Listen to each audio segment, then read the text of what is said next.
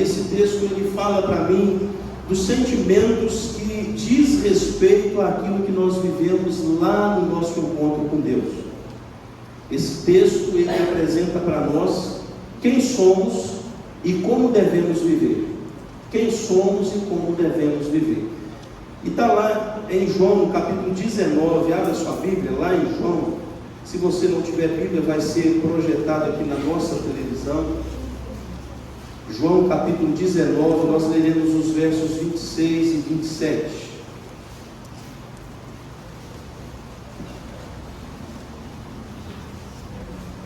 Eu vou tentar aqui, meus irmãos, ser o mais breve possível, porque tanto aqueles que são os encontristas, quanto aqueles que trabalharam no encontro com Deus, estão cansados, trabalharam desde sexta-feira, e aí eu não vou aqui, vou lutar para não me alongar. Eu vou lutar para ser o mais sucinto possível no que esse texto tem de mensagem para o nosso coração. O que eu preciso é que você leia junto comigo o verso 26 e 27, prestando bem atenção naquilo que está nas entrelinhas dessa mensagem. Vamos lá? Vendo Jesus e junto a ela o discípulo amado disse: mulher, eis aí teu filho. Depois disse ao discípulo: eis aí a tua mãe. Dessa hora em diante, o discípulo a tomou para casa. Meus irmãos, naquela ocasião ali na primeira igreja, eu fiquei responsável em pregar a terceira palavra que foi dita por Jesus no ato da sua crucificação. 7 palavras, 7 expressões, 7 gritos, 7 movimentos de amor e soberania divina. E nessa terceira palavra eu trouxe como tema um redentor cheio de nobreza. Um redentor cheio de nobreza é o que esses 2 versos revelam para mim. E aí, meus irmãos, eu quero contar para vocês, não sei se em algum momento eu já falei dessa realidade aqui na igreja, mas um momento que eu vivi em 1999 e um outro momento que eu vivi no ano 2020. Em 1999, no mês de setembro, eu morava em Pedra Bonita e eu era diretor de escola municipal. A escola ficava em um córrego chamado Córrego do Café, a 10 quilômetros da cidade.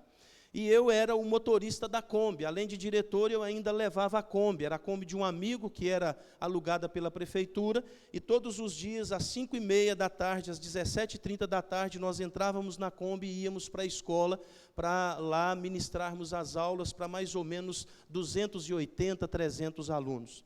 E em um desses dias, lá no mês de setembro de 1999, quando nós estávamos a 2 quilômetros mais ou menos de chegarmos, passou um moço num caminhão, batendo no volante desesperado. E eu conhecia muito aquele moço. E eu logo percebi que tinha alguma coisa errada. Não era do feitio do Lorival fazer aquilo que ele fez. E aí, quando nós destampamos da próxima curva, tinha uma bicicleta no canto do barranco e um corpo estendido ao chão.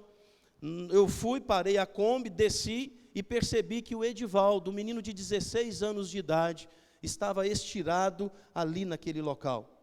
E quando eu cheguei perto, eu percebi que ele estava com essa parte, o lado direito da face, toda para dentro. E aí então, eu fui me lembrar, aconteceu um acidente, e esse menino desceu. Edivaldo era um menino bom, mas ainda um pouco levadinho. Ele desceu da casa dele em um morro muito íngreme, de bicicleta, sem pegar o freio, e ele deu de cara na estrada principal com esse caminhão. E aí aquele caminhão afundou essa parte. Eu peguei ele logo, pedi os professores para sair da Kombi, coloquei ele dentro da Kombi, e quem é que estava descendo e observou o que estava acontecendo? O Elias, o irmão dele. Eu falei: Elias, eu vou tirar o Edivaldo daqui, porque senão vai dar um tumulto, os alunos estão vindo, e eu vou levá-lo para Pedra Bonita, para não deixar os meninos verem esse acidente. Eu vou com você, pastor. E aí o Elias entrou naquela Kombi, e o Elias colocou o rosto do irmão dele, amassado desse lado, na sua perna, e eu olhei para trás. Quando eu vi aquela cena, o meu coração ficou estilaçado, o meu coração ficou espedaçado, e eu peguei logo uma blusa que estava no banco da frente e joguei sobre o rosto do Eliseu. e aí eu fui correndo para Pedra Bonita, cheguei em Pedra Bonita, não tinha médico, eu corri para Divino, já sabendo que ele estava morto, eu só não queria dar o tumulto lá na estrada. Quando eu cheguei em Divino, levei para o hospital, e aí de repente, o médico falou, olha, não tem nada que fazer, esse menino ele está em óbito já há algumas horas. Eu preciso que você entre em contato com a família, porque é necessário agora a documentação. E aí eu entrei em contato, e aí a documentação chegou lá, eles foram preparando o corpo do Edivaldo, melhor dizendo, e aí eu voltei com a dura responsabilidade, com o duro compromisso de dar essa notícia para a família do Edivaldo. E eu me lembro que quando eu cheguei no terreiro da casa deles, no quintal da casa deles, a Maria, uma mulher de ouro, uma mulher muito gente boa, generosa, ela estava me aguardando.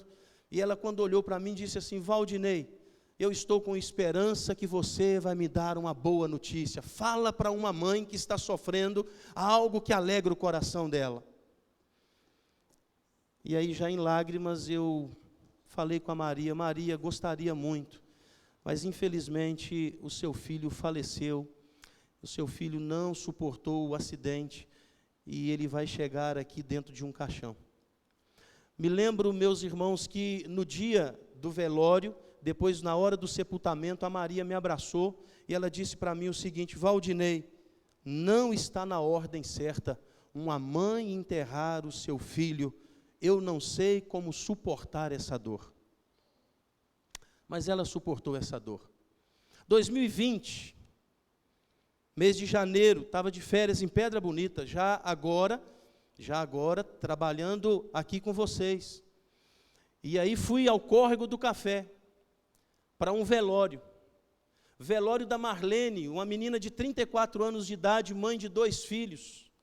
Estava chovendo, a Marlene foi com o esposo e os filhos para a casa do sogro.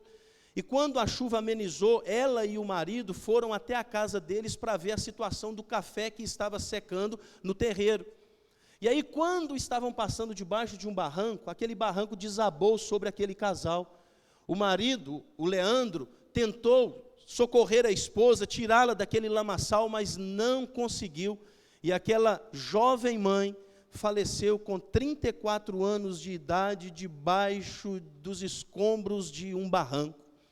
E aí, meus irmãos, eu vou para o momento do velório, e quando eu chego no velório, eu abraço a mãe da Marlene, e a mãe da Marlene olha para mim e diz assim, Valdinei, lá atrás, quando você era diretor, eu te disse que estava fora da ordem uma mãe enterrar o filho, agora uma mãe enterrar 2 filhos, eu já não sei mais o que está errado na minha vida.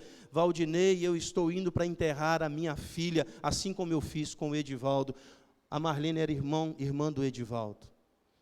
Meus irmãos, eu nunca tive uma dramaticidade tão grande quanto aquela, de ver uma mãe dilacerada, agora enterrando o 2º filho. E de repente, meus irmãos, a gente fica pensando o seguinte, coração de mãe não poderia passar por isso? Coração de mãe é muito nobre, não deveria sofrer tanto. Alguém disse que uma mãe é um tesouro dado por Deus, é a expressão maravilhosa do seu amor e do cuidado sobre as nossas vidas. Coração de mãe é o terreno mais nobre que pisa nessa terra. Nenhuma mãe deveria sofrer. Um filho não tem direito de levar sofrimento ao coração de uma mãe. Um filho tem só o direito de honrar a vida da mãe, de zelar pela sua saúde emocional, sentimental, de ser a melhor expressão do amor de Deus e fazer com que a mãe esteja sempre bem no que depender dos seus investimentos. E quando nós olhamos para esse texto, tem uma mãe sofrendo, porque o filho dela estava no alto de uma cruz todo ensanguentado. Estava lá Jesus Cristo, depois de ter suportado uma noite terrível, que nenhum outro ser humano seria capaz de suportar, uma surra como aquela que ele recebeu dos romanos, uma surra que ele recebeu da maldade dos homens maus. Por causa do pecado dos homens, Jesus passou uma noite inteira às mãos dos seus algozes, que faziam dele uma chacota, o quanto mais podiam judiar do seu corpo físico.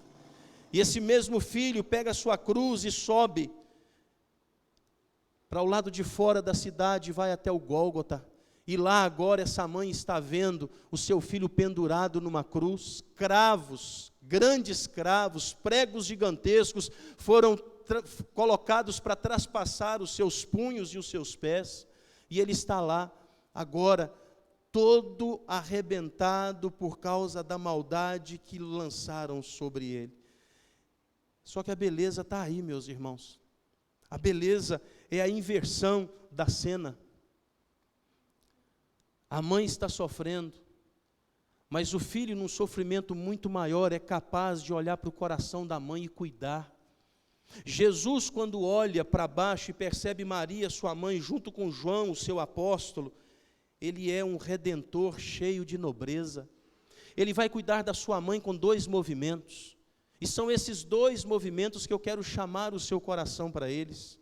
O primeiro movimento que nós aprendemos aqui a respeito de um redentor cheio de nobreza é quando ele diz assim, a expressão: mulher, eis aí o seu filho.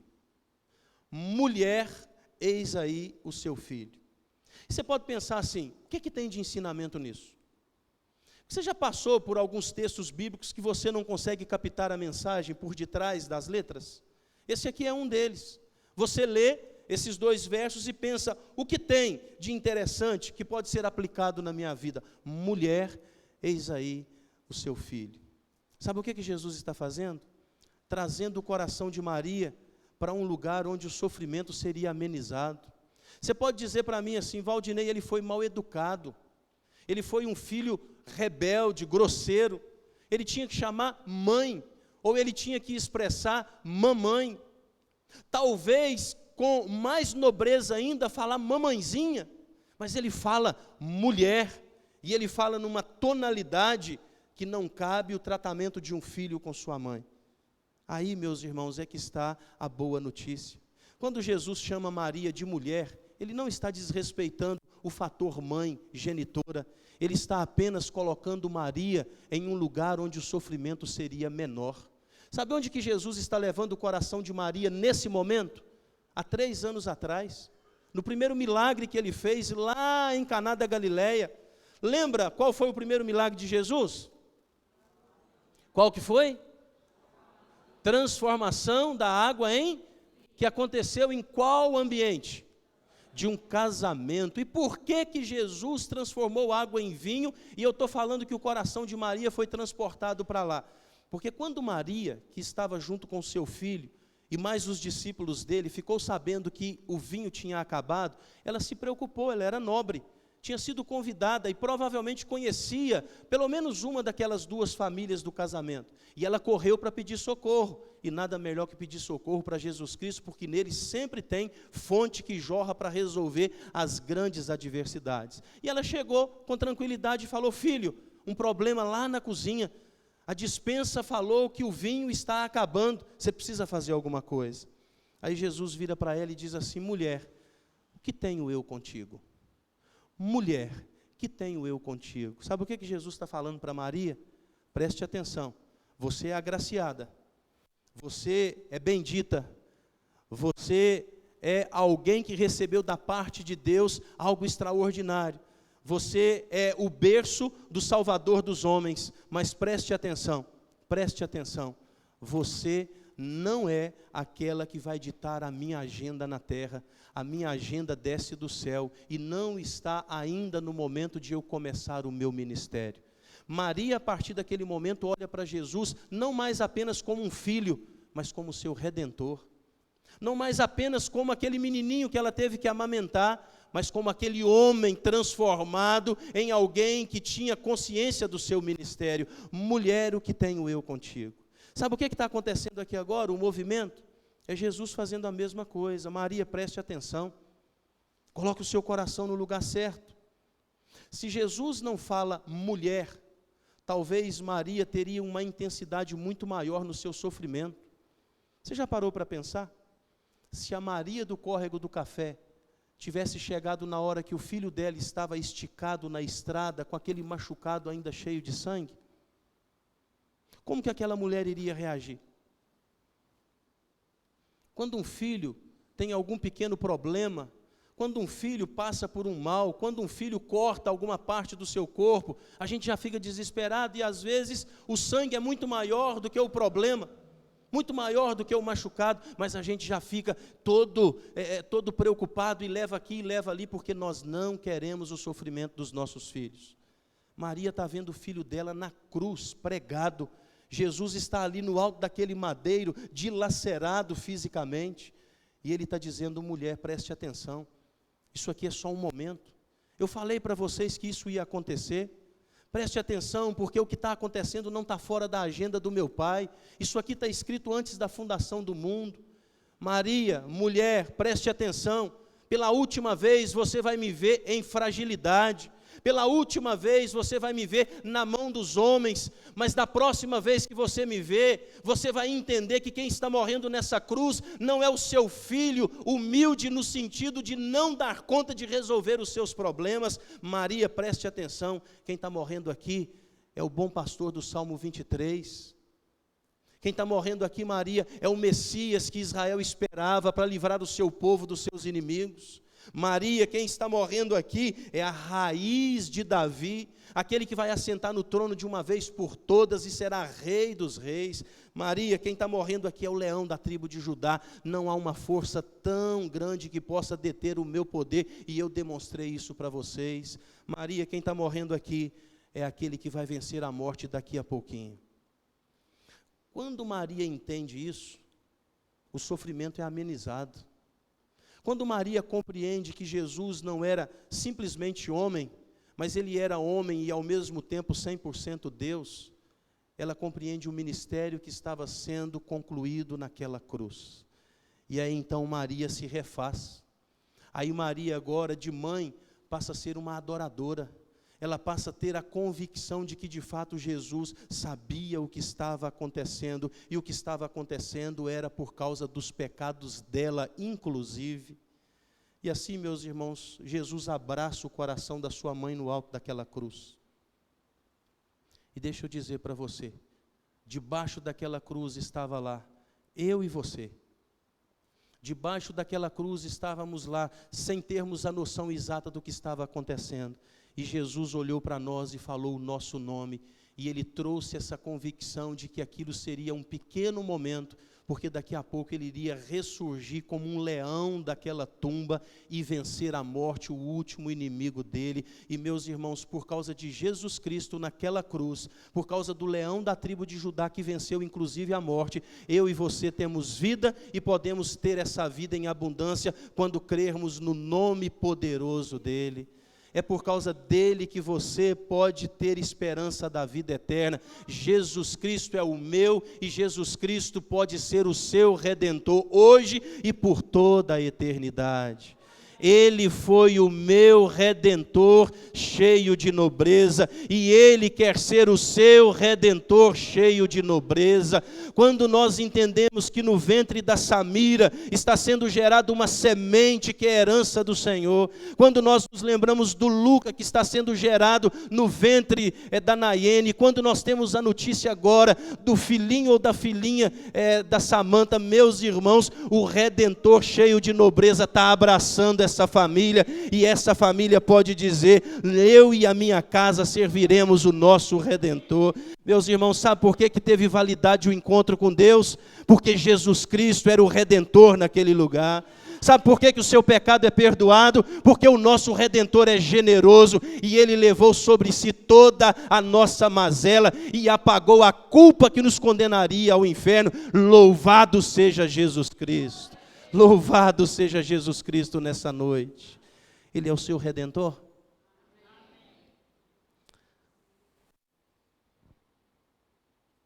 Segundo movimento. Filho, eis aí a sua mãe. Filho, eis aí a sua mãe. O que tem de bom nisso? Tem algo lindo. Quando Jesus olha para o coração de Maria, como um filho nobre, ele está honrando a sua mãe, conjugando o mandamento estabelecido lá em Moisés, nas tábuas da lei. O filho nobre honra o pai e a mãe. E ele está fazendo isso nesse momento. Jesus está entregando o coração da mãe, o tesouro maior que ele tinha na terra, aos cuidados de alguém que ele conhecia e sabia que era amoroso o suficiente para cuidar muito bem daquela mulher. Mas há uma pergunta aqui. Por que Jesus fala filho com João o apóstolo, se referindo a Maria, mãe? João o apóstolo não era filho de Maria, não era irmão de Jesus. Por que Jesus não entregou a sua mãe, o seu tesouro maior, às mãos de um dos seus irmãos? Quantos irmãos Jesus teve? Quantos irmãos Jesus teve? 4 irmãos homens e 2 irmãs mulheres. Vamos pensar nos homens. Por que ele não entregou a um dos seus irmãos homens o cuidado da sua mãe? Sabe por quê? Porque quem tem cabeça boa não entrega um tesouro tão valioso como a mãe para um ímpio incrédulo cuidar do coração dela. Os irmãos de Jesus não tinham compreendido ainda o ministério dele. Para os irmãos de Jesus, ele era um arrogante, ele era um pretensioso, alguém que queria ser melhor do que os outros. Por isso que José é uma figura de Cristo no Antigo Testamento. Os irmãos não suportam aquilo que José havia falado para eles. Aqui os irmãos de Jesus não suportavam a sabedoria dele, não suportavam o respeito que ele imprimia quando ele chegava nos lugares, não respeitavam a ideia dele ser o salvador dos homens, e em todo o tempo Jesus era axingalhado dentro da sua própria casa. Deixa eu dizer para você, olha para mim aqui. Quando Jesus fala, filho, eis aí a sua mãe, está entregando para alguém que amava Jesus Cristo, alguém que deitava o seu ouvido no peito de Jesus, o seu mestre, para ouvir a voz do ensinamento mais de perto e guardar no coração. Tanto é que João é chamado de o apóstolo do amor, e nesse momento Jesus está entregando a mãe dele aos cuidados da igreja. Esse é o grande ensinamento. Jesus está entregando a sua mãe aos cuidados da igreja, porque João naquela hora estava representando a igreja, e a igreja é o corpo de Cristo, cheio de virtudes e dons. A igreja é cheia de generosidade e abraço, braços estendidos, mão que acolhe. É a ideia, meus irmãos, de que João nesse momento estava representando os filhos de Deus. João, tempos à frente, vai conjugar o que ele fez sobre a vida de Maria, a mãe de Jesus. Ele vai dizer o seguinte: eu lhes dou este novo mandamento, amem uns aos outros assim como eu os amei, amem também uns aos outros. Se tiverem amor uns pelos outros, todos saberão que vocês são meus discípulos. Isso aqui, João escreve no seu evangelho, saindo essas palavras da boca de Jesus. E ele não apenas escreveu no seu evangelho essas palavras, mas ele está conjugando isso na prática. Meus irmãos, o convite para mim e para você é o mesmo: amar o nosso irmão, amar o nosso próximo e cuidar deles assim como Jesus tem cuidado de nós. Aqui, meus irmãos, nós vamos receber o outro movimento. E agora não é o movimento do acolhimento e do perdão, é o acolhimento do serviço e da responsabilidade. Assim como João fez, você precisa fazer, Cleiton. Assim como João fez, Dona Zélia, a senhora precisa fazer. Assim, João, como o seu xará, o apóstolo João fez, você precisa fazer. Assim, Nilda, você precisa fazer. O Washington, esse é o seu compromisso. Esse é o seu compromisso, Cida, porque tem muitas Marias que estão sofrendo em algum lugar na cidade de Ipanema, e essas Marias precisam ser acolhidas, e quem acolhe do jeito que Deus aprova é só a igreja dele.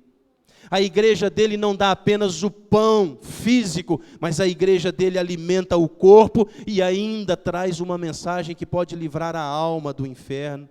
A igreja é aquela que cuida da completude do ser humano.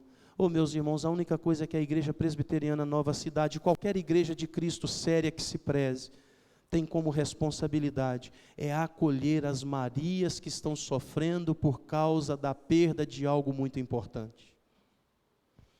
E deixa eu contar para você uma história que eu vi, a minha sogra que me falou, não sei se é no Rio de Janeiro, me parece que é, um grupo de adolescentes, estudava numa escola muito complicada, e resolveram na sala deles, na hora do intervalo, começar um momento de oração e louvor. E eles começaram na sala um momento de oração e louvor. De repente isso começa a tomar aquele ambiente. E esses meninos não mais estão sozinhos, não mais apenas os cristãos, não mais apenas os evangélicos, agora começam a chegar os seus colegas, e aquele ambiente vai tomando uma proporção extraordinária, ao ponto, meus irmãos, que daí a pouco já não era mais dentro da sala, agora eles já tinham que fazer aquele momento de oração e louvor no pátio da escola, e os alunos estavam indo e tendo o coração transformado. Sabe por quê? Porque quando nós entendemos a necessidade de acolher aqueles que sofrem, aqueles que andam longe de Jesus Cristo, coisas lindas acontecem através da nossa vida. Aquela escola virou tema de reportagem de uma televisão importante do Rio de Janeiro. Mas eu concluo dizendo para vocês um outro exemplo, lá do século XVIII, na época dos moravianos, lá na Inglaterra.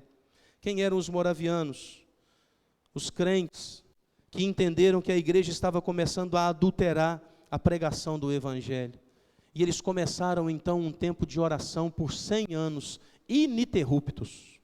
Em todo o tempo a igreja moraviana tinha alguém orando para que Deus derramasse um avivamento sobre a Inglaterra. E dentre esses moravianos, 2 jovens ficaram sabendo de uma ilha que tinha como um dono um homem mau, tirano, um homem déspota, um homem que massacrava todos os seus funcionários e os tratava como escravos. 2.000 funcionários tratados como escravos. E esses 2 jovens começaram a colocar o coração na presença de Deus, dizendo: Deus, eu preciso levar o Evangelho a esse povo, nós precisamos ir a essa ilha, nós precisamos falar do amor de Jesus Cristo para esses 2.000 servos escravos. Aí eles oraram por um tempo, entraram em contato com aquele senhor disse o seguinte: jamais vai entrar essa baboseira em um lugar que eu sou dono, o Evangelho para mim é uma baboseira e não pisa um cristão nas minhas terras. Aqueles meninos não desanimaram, continuaram orando, e falando o nome daquela ilha, e falando o nome daquele senhor, e pedindo a Deus graça e oportunidade, até que eles tiveram uma tática, eles tiveram uma ideia. Eles se colocaram como escravos, e eles propuseram ir trabalhar para aquele homem a troco de nada, iam prestar o serviço apenas por causa da comida. E aquele moço então se viu desafiado e falou: podem vir, e vou tratá-los de uma forma que vocês vão esquecer desse evangelho que vocês dizem que está no coração. E eles foram para lá, e começaram a trabalhar, e continuaram a orar, e a igreja moraviana orando por eles, e começaram a pregar o Evangelho com testemunho, começaram a falar de Jesus Cristo para todos que eles podiam. Daqui a pouco, meus irmãos, aqueles funcionários que estavam do lado deles, começaram a entregar o coração para Jesus Cristo, ao ponto que daqui a pouco, o dono daquelas terras queriam conversar particularmente com eles, e o dono daquela terra se ajoelhou ao senhorio de Cristo Jesus, e uma linda igreja nasceu em uma ilha inglesa, por causa de 2 jovens que quiseram levar a generosidade da salvação para o coração de pessoas que estavam esquecidas da sociedade. Oh, meus irmãos, esse é o nosso papel, só esse. Qualquer outra coisa é pequeno demais para nós. Jesus Cristo te abraçou no alto de uma cruz, e Ele te lembrou que a próxima vez que você se encontrar com Ele, Ele vai estar em glória. Ele não desce mais como o Deus encarnado, simplesmente para realizar um ministério. Ele vai descer com o cetro na mão. Ele vem como Rei dos reis e Senhor dos senhores, e Ele vai abraçar a sua igreja e conduzi-la para o lugar que Ele mesmo preparou com o seu sangue. Agora o céu é o nosso lugar, e o nosso Redentor está vindo para buscar aqueles que creem no seu nome. E quem crê no seu nome? Aqueles que falam dele para as outras pessoas. Quem não espalha essa